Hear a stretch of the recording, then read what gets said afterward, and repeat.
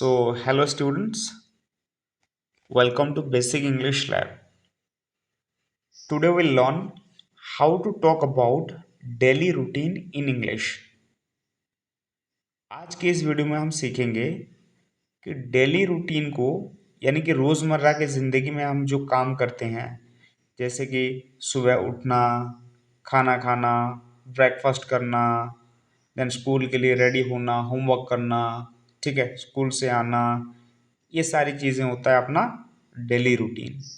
तो इसको हम इंग्लिश में कैसे बोलेंगे, ठीक है, ये सब हम आज के इस वीडियो में सीखेंगे। Then one more thing should be kept in mind कि ये सारे जो सेंटेंसेस होते हैं डेली रूटीन वाले, ये सारे प्रेजेंट सिंपल में होते हैं। अच्छा, अब आप पूछोगे प्रेजेंट सिंपल क्या होता है। प्रेजेंट सिंपल मतलब सिंपल ये होता है कि सब्जेक्ट के साथ वर्ब का यूज होता है। ये आइडिया शायद अभी आपको नहीं है, बट आने वाले क्लासेस में मैं आपको बताऊंगा कि प्रेजेंट सिंपल क्या होता है, पास्ट सिंपल क्या होता है। इट मीन्स मैं आपको टेंस पूरा डिटेल्स में पढ़ाऊंगा। अभी के लिए आप इतना जान लो, सिंपल डेली रूटीन में जो भी सेंटेंसेस यूज होते हैं हम उसको प्रेजेंट सिंपल में लिखते हैं। ठीक है, तो चलो स्टार्ट करते हैं अपना क्लास। पहले हम क्या करते हैं बेटा, सुबह उठते हैं। ओके, सो देखो आप पिक्चर में देख सकते हो, I wake up in the morning. तो मैंने यहाँ एक एक्स्ट्रा भी लिख दिया है, at 6 AM। Suppose if you want to mention time then you can use any time. आप जब भी उठते हो, कोई 5 बजे उठता होगा तो सिंपल वो लिख सकता है, I wake up in the morning at 5 AM। Okay, अब अपने हिसाब से थोड़ा सा मॉडिफाई कर लेना। मैं सिर्फ ये रेफरेंस के लिए दे रहा हूँ। जो 6 बजे उठता है 6 बजे, जो 7 बजे उठता है 7 बजे। ठीक है, I wake up in the morning at 6 AM। Okay, मैं सुबह 6 बजे उठता हूँ। नेक्स्ट, देन आफ्टर मैं क्या करता हूँ, I brush my teeth. I brush my teeth. तो आप लोग क्या करोगे, मेरे साथ थोड़ा सा रिपीट करोगे। मैं सेंटेंस बोलने के बाद थोड़ा सा पॉज लूंगा, तब क्या करोगे आप मेरे साथ रिपीट करोगे। I brush my teeth. I brush my teeth. तो सिंपल देखो, यहाँ ध्यान देने वाली बात क्या है, यहाँ देखो SH है, SH। तो आपको शॉप प्रोनाउंस करना है। जैसे कि मैंने आपको बताया था, इंग्लिश में बेसिकली हम ये वाला SH देखेंगे तो ये वाला शॉप प्रोनाउंस करेंगे। ठीक है, I brush my teeth. Okay, next moving on to the next one. Then I take a bath. I take a bath. Then मैं क्या करता हूँ, मैं नहाता हूँ। Okay, so instead of take a bath आप क्या लिख सकते हो, sometimes I have a bath भी लिखा जाता है। ठीक है, I have a bath, both are correct. Okay, either you can say take a bath or you can say have a bath. I take a bath, I have a bath। मैं नहाता हूँ उसके बाद। अच्छा, चलो देखते हैं नहाने के बाद मैं क्या करता हूँ। After taking bath I get ready for school. I get ready for school.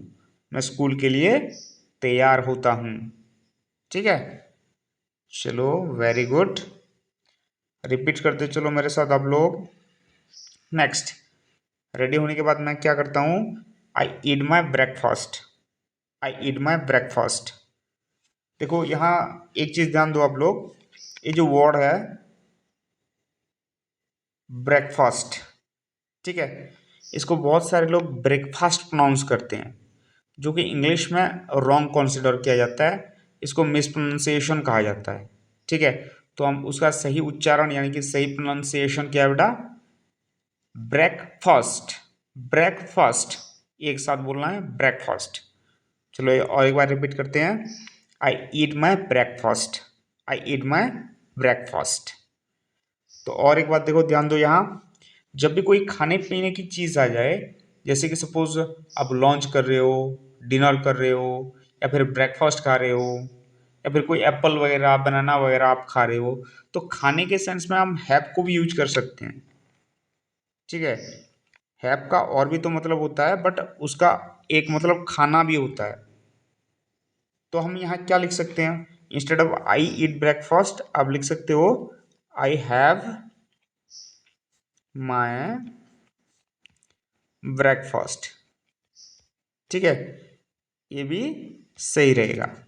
अब अपने हिसाब से देख सकते हो, I eat my breakfast, I have my breakfast, तो इसको थोड़ा सा ध्यान रखो।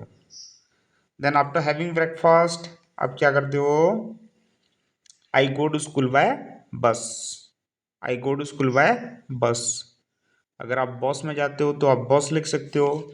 Suppose if you go by van then you can use I go by, sorry, I go to school by when. If somebody goes by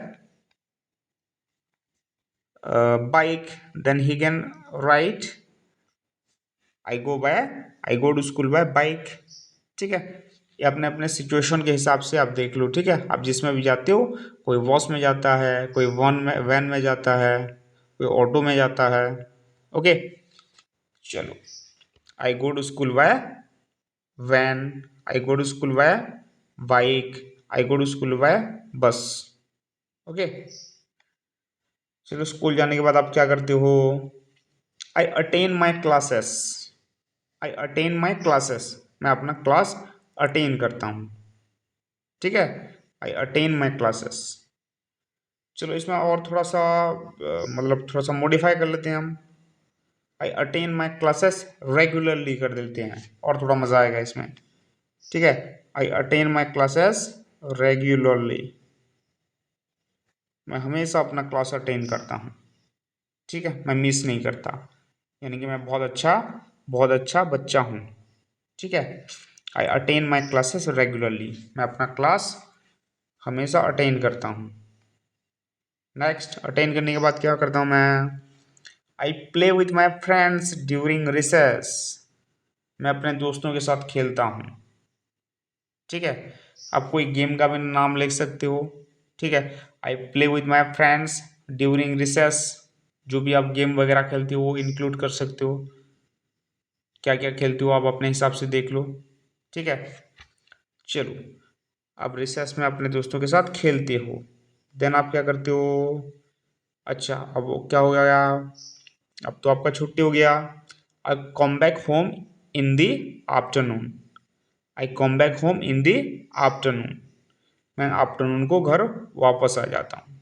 अच्छा, तो suppose if you want to mention the specific time, अगर आप कोई specific time mention करना चाहते हो, जैसे कि आप केबी के बच्चे हो तो आपका स्कूल तो 1:40 को छुट्टी हो जाता है ना, तो आप सिंपल लिख सकते हो, अब लगभग तो 2 बजे घर पहुंच जाते होंगे, तो आप लिख सकते हो I come back home in the afternoon के बदले I come back home eight,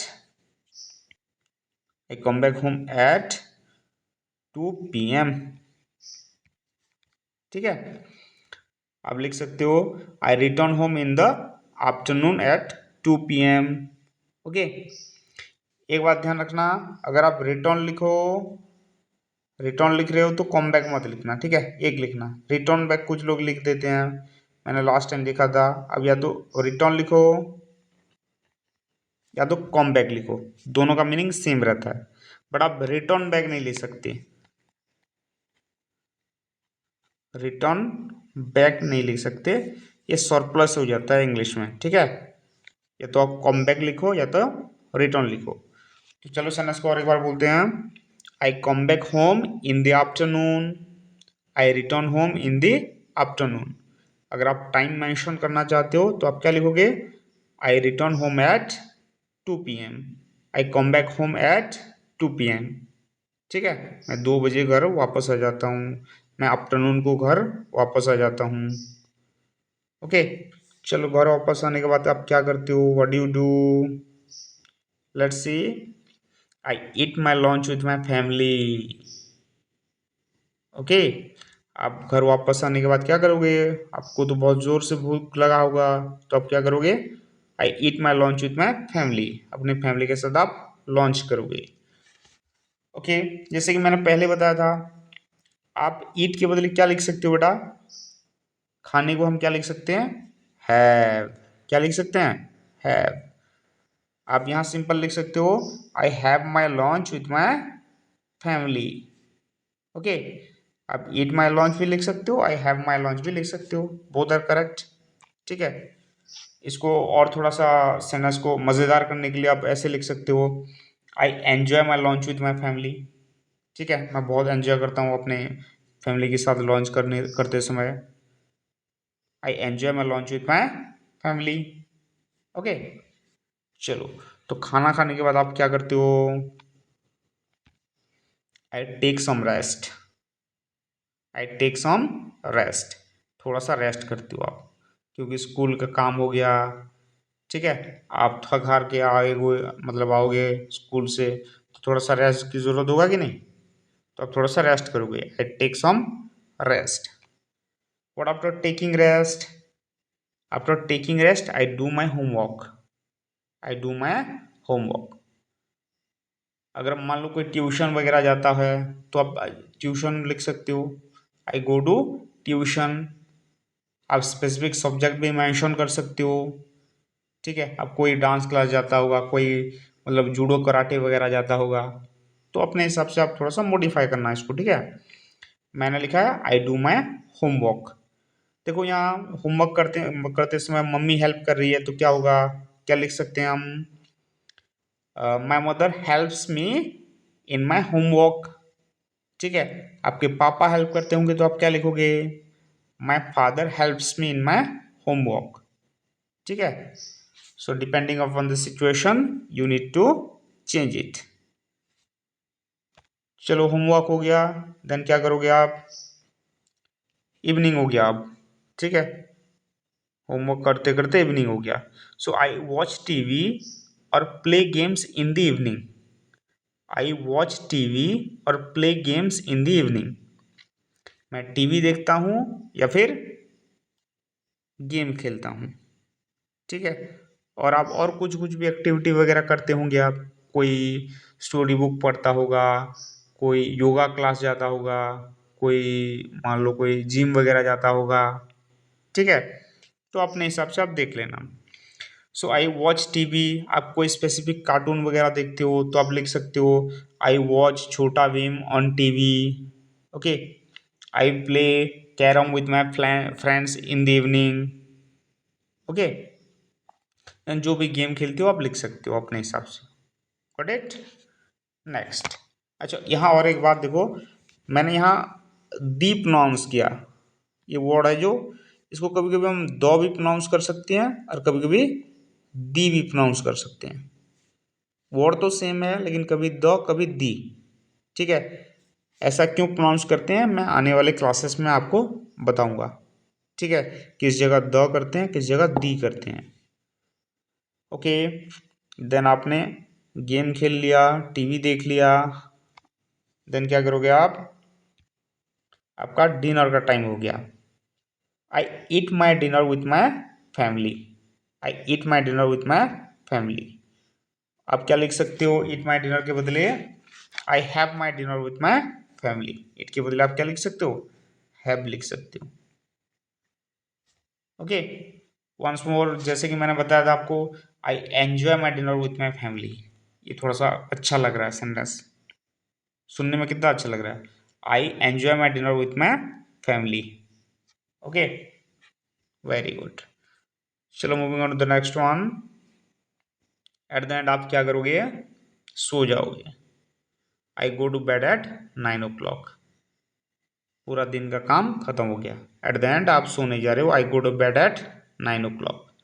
अब देखो यहाँ लिखा है एट 9 o'clock, तो ध्यान रखने वाली बात क्या है? कोई भी टाइम के सामने आप क्या लगाओगे? एट लगाओगे। जैसे एट 8 p.m, ओके, एट 9:30।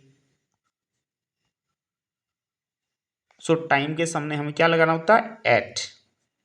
तो एट द एंड मैं सोने गया, सोने जाता हूँ। और यहाँ एक देखो, एक अच्छा सा मतलब ये यूज होता है, इडियम यूज होता है इंग्लिश में सोने के लिए। ठीक है, जो बहुत थोड़ा सा एडवांस है लेकिन मज़ा लगता है, मतलब सही लगता है। इसको बोलते हैं हिट द सैक। क्या बोलते हैं? हिट द सैक, मतलब सो नहीं जाना।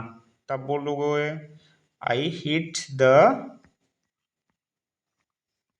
sack at 9 o'clock। अच्छा, अपने दोस्तों को बोलोगे तो मतलब वो लोग समझ नहीं पाएंगे। अब थोड़ा सा समझाना, ठीक है। आई हिट द सैक मतलब जब हम सोने जाते हैं उसको हम, जैसे हम हिंदी में बोलते हैं ना, जो लोकवाणी कहावत वगैरह जो रहता है, हिट द सैक मतलब सोने जाना। I hit the sack at 9 o'clock, मैं सोने जाता हूँ। ओके, तो आज का वीडियो यहाँ हमारा समाप्त होता है, ठीक है। आपने शायद बहुत कुछ सीखा इस वीडियो से। We'll meet again with a new English lesson. Till then, keep learning, keep smiling. Bye bye.